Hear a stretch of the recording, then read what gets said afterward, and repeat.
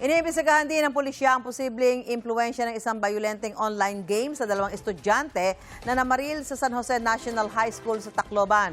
Kaugnay niyan, makakapanayam natin si Cybercrime Investigation and Coordinating Center Executive Director at Undersecretary Aboy Paraiso. Yusek, magandang umaga po.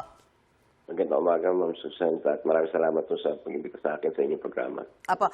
Ngayon po ang pansamantalang nakaban ang sinasabing marahas na online game. Ano na po yung sunod nyong hakbang sa ano-anong ahensya po kayo nakikipag-ugnayan sa ngayon? So, parati naman tayo makikipag-ugnayan sa mga law enforcement agencies natin, no?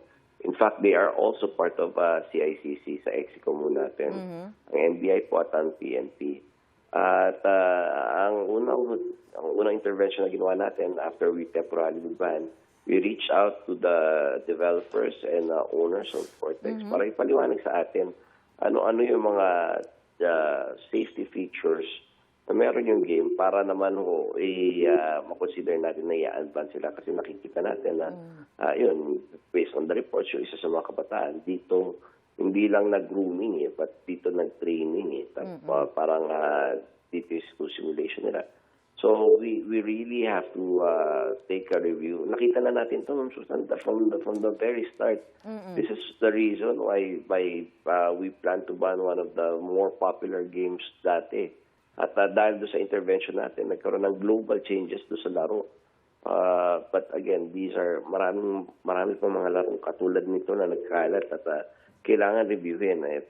Kung matatandaan nyo, dati nung pinaplano natin siyang iban, marami tayong kritisismo na tanggap na masyado tayo mahigpit, ban lang tayo ng ban.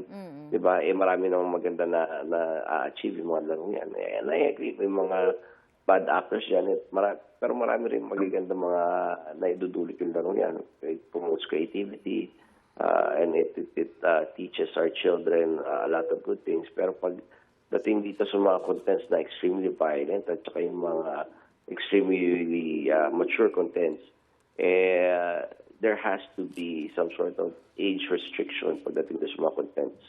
So nakausap nyo na, Yusek, yung developer ng online game. Ano po yung binigay sa inyong commitment? Wala pa ho. Hindi pa natin nakakausapin until they reach out to us and until they communicate. We will not be lifting this ban. Para nagparating na kayo ng na gusto nyo silang makausap? Yes po. With not only because to consider lifting the ban, but to improve the game and malaman natin from a technical standpoint yung mga safeguards na meron sila. At para sabihin sa kanila, mga naman safeguards yan, mukhang may pagkukulang sila at kailangan ma-improve if they want still enjoy the Philippine market. Okay, sige, makikipag-ugnayan na lang po ulit kami sa inyo. Maraming salamat, CICC Executive Director at Undersecretary Aboy Paraiso. Magandang umaga po sa inyo. Good morning po.